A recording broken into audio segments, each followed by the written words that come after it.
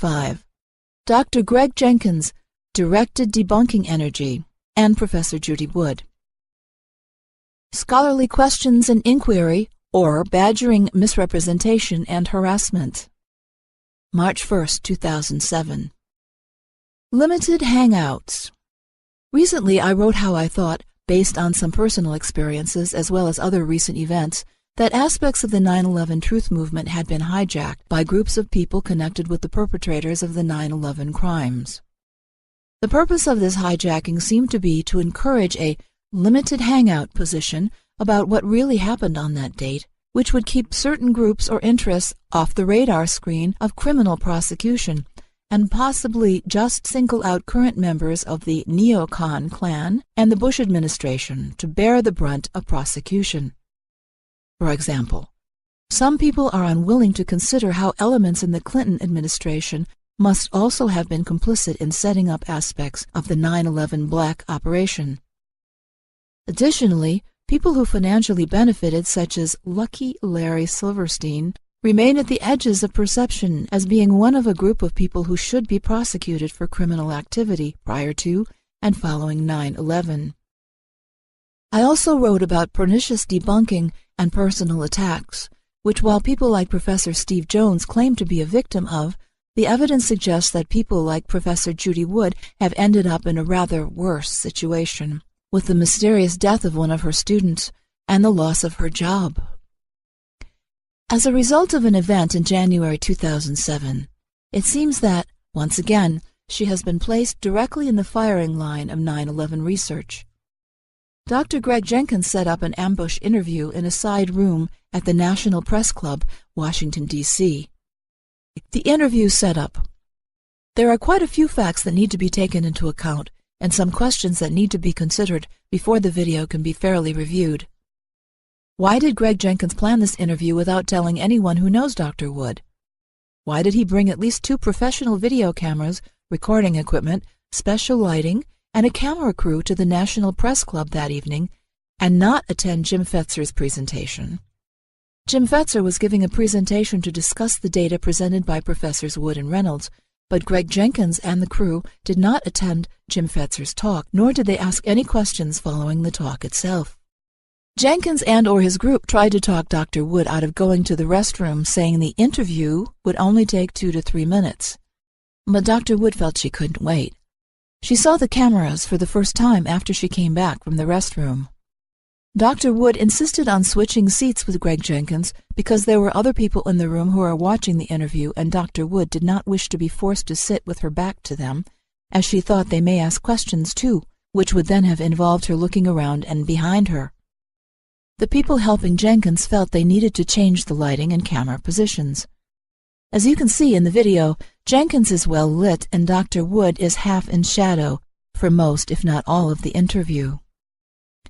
They set up their ambush 2 rooms away, out of sight of the Fetzer presentation. It is not clear how they got access to these rooms, as the doors seem to have been locked before they were there. How did Jenkins know Dr. Wood would be there? Who told him? Dr. Wood did not make a presentation on that day. She had attended to support Jim Fetzer. She was a member of the audience on her way to the restroom when they asked her to answer the questions. And why did Jenkins keep his plans of this surprise interview a secret? Why did Greg Jenkins present his ambush interview as if Dr. Wood were the invited speaker at the National Press Club? Dr. Wood had no idea she was going to be interviewed, much less filmed. But she did agree to sit down for 1 or 2 questions, on the condition that no permission would be granted until she had authorized the final product. Jenkins did not obtain a notarized signature, and no preview was ever offered by him or anyone connected to him before he posted the video on Google, though he had agreed to do so, sharing an email and a phone number. But both the number and the email address turned out to be fraudulent. In any case, it was surely up to Jenkins to be polite and contact Dr. Wood, who was to be the subject of the interview. He did not do this. The video itself. Much of the discussion in the video centers around a picture which Dr. Wood has shown of debris falling from the tower. Indeed, most of the first 2 minutes of the video is taken up with the developing of an acute focus on this issue.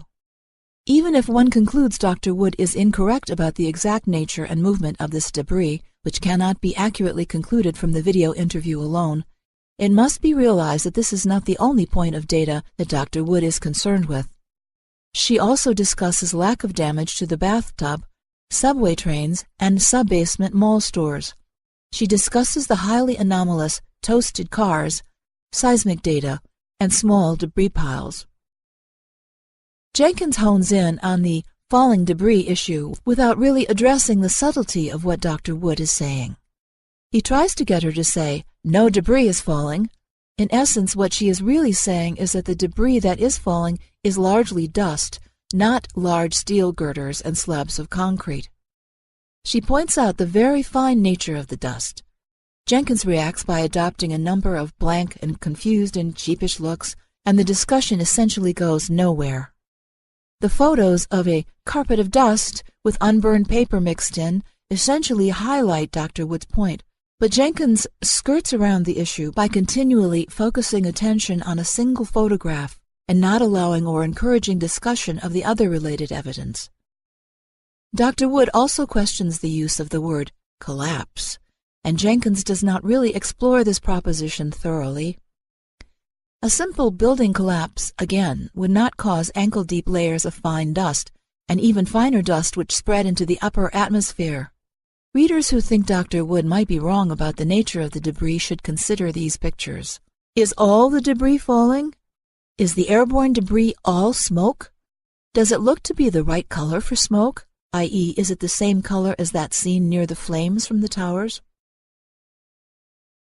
The image Dr. Judy Wood was shown. It must also be noted that Dr. Wood was not shown an identical image to the one that Greg Jenkins inserted into the video he posted. Dr. Wood was shown a low-quality black-and-white snowball photo, while the photo flashed up in the video was in color and possibly of higher resolution.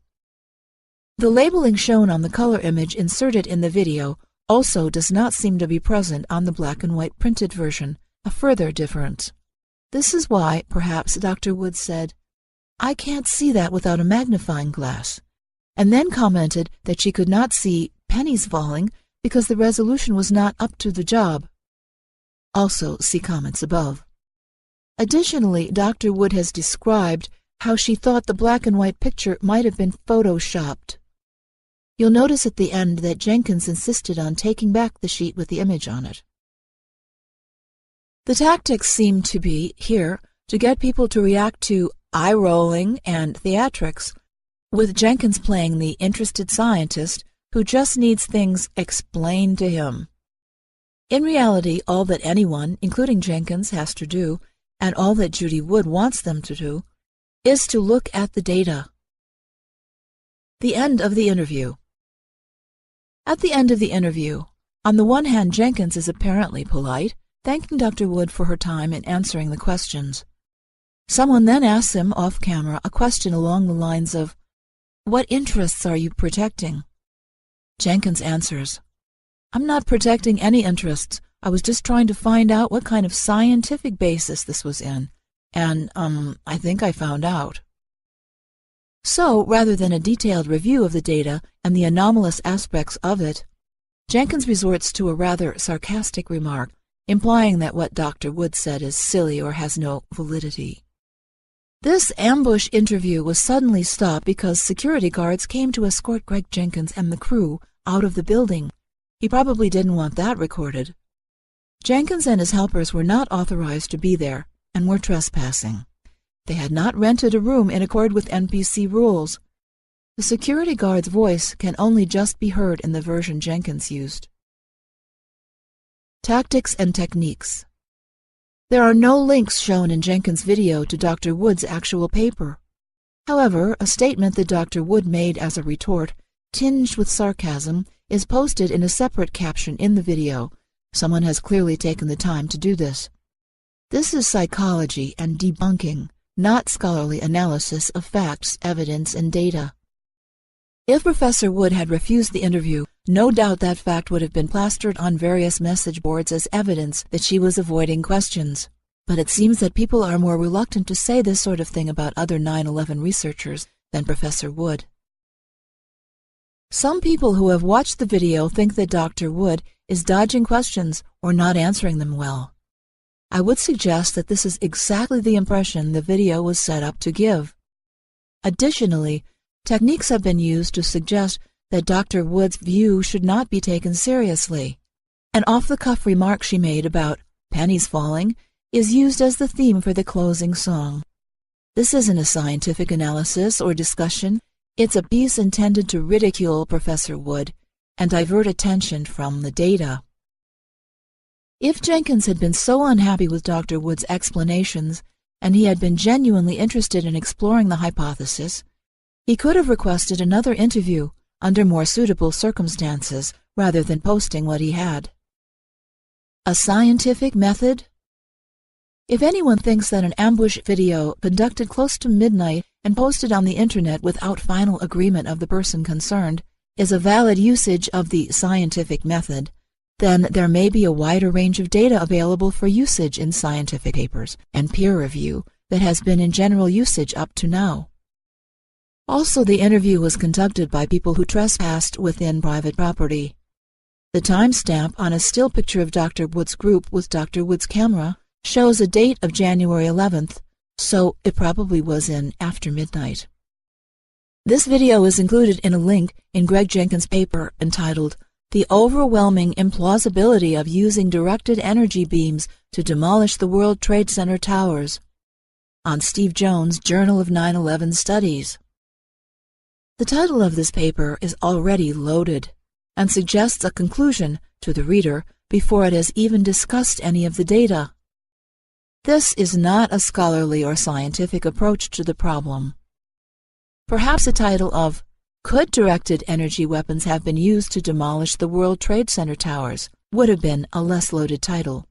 The video and paper seem to have been posted on the internet within 3 weeks of the ambush interview. In any case, Professor Wood has repeatedly stated the beam weapon paper is not yet finished. In Part 1 of his paper, Dr. Jenkins states about the debris, "This means that, within error, all of the debris in the WTC complex can be accounted for within the sublevel collapses." Unquote. If this statement is correct, then how did the goods in the mall stores survive? How is it that the subway station has only a relatively small amount of debris, and the train is not badly crushed and damaged? If the sublevels were indeed filled with debris, as Jenkins suggests, then how can rescue workers have been walking around in the sub-basement levels so easily? Also, why does the reference for the data Jenkins has used come from the New York Times and not some more directly scholarly or scientific work from FEMA or NIST or the EPA? Professor Steve Jones also repeatedly referenced the New York Times when discussing damage to the bathtub. The New York Times does not seem to be a publication which has an accurate track record in published facts about what happened on 9/11. Additionally, as of March 2, 2007, though there is a link in this paper to Dr. Wood's homepage and there is a link to a critique of Steve Jones, there is no direct link to the beam weapon pages themselves. Why?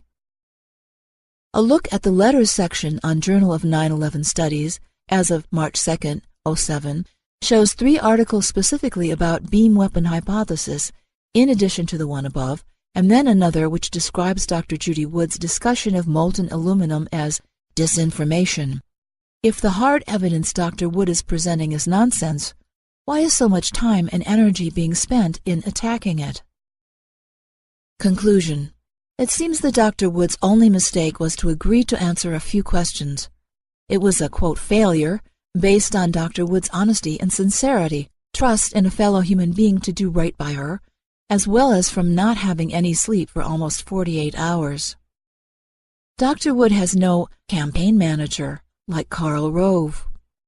If it wasn't for the media blackout on 9/11 Truth, there's a likelihood that she would have been attacked or smeared on the mainstream media. As it is, the alternative media have been used in a similar fashion, and willing bloggers seem happy to add their own smearing into the mix. Perhaps, as supporters of Dr. Judy Wood, we should organize a team to operate 2 cameras and lighting and, in secret, ambush interview Dr. Greg Jenkins at a conference where he was a member of the audience. Perhaps we might ask him as to the nature of the source of funding he has received from projects funded by the NSA. Now there's an interview I'd like to see posted on Google Video. Do you think he'd consent to the interview under those terms, and then graciously give permission for it to be posted without approving the final cut? Further comments about the interview can be found below.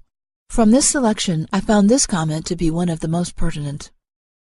So, the DEW theory has a huge uphill climb in order for it to be perceived for what it is, namely, a clear, direct frontal confrontation on whether or not the USA is a free republic or an entity being run by secret forces having the general label of military-industrial complex.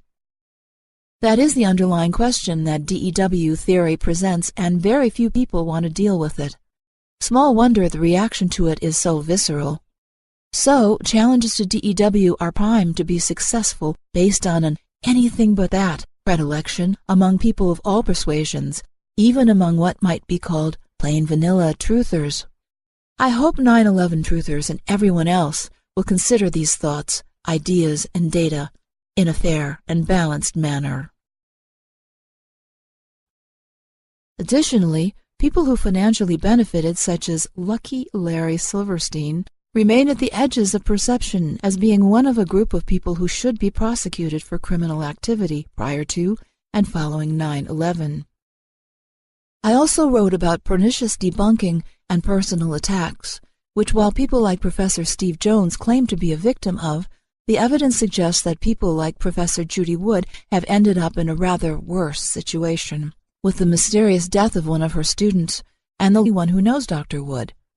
Why did he bring at least 2 professional video cameras, recording equipment, special lighting, and a camera crew to the National Press Club that evening, and not attend Jim Fetzer's presentation? Jim Fetzer was giving a presentation to discuss the data presented by Professors Wood and Reynolds, but Greg Jenkins and the crew did not attend Jim Fetzer's talk, nor did they ask any questions following the talk itself. Jenkins and/or his group tried to talk Dr. Wood out of going to the restroom, saying the interview would only take 2 to 3 minutes. 5. Dr. Greg Jenkins directed debunking energy, and Professor Judy Wood. Scholarly questions and inquiry, or badgering misrepresentation and harassment. March 1, 2007. Limited hangouts. Recently I wrote how I thought, based on some personal experiences as well as other recent events, that aspects of the 9/11 truth movement had been hijacked by groups of people connected with the perpetrators of the 9/11 crimes. The purpose of this hijacking seemed to be to encourage a limited hangout position about what really happened on that date, which would keep certain groups or interests off the radar screen of criminal prosecution, and possibly just single out current members of the neocon clan and the Bush administration to bear the brunt of prosecution. For example, some people are unwilling to consider how elements in the Clinton administration must also have been complicit in setting up aspects of the 9/11 black operation, loss of her job. As a result of an event in January 2007, it seems that, once again, she has been placed directly in the firing line of 9/11 research. Dr. Greg Jenkins set up an ambush interview in a side room at the National Press Club, Washington, D.C. The interview setup. There are quite a few facts that need to be taken into account, and some questions that need to be considered before the video can be fairly reviewed. Why did Greg Jenkins plan this interview without telling any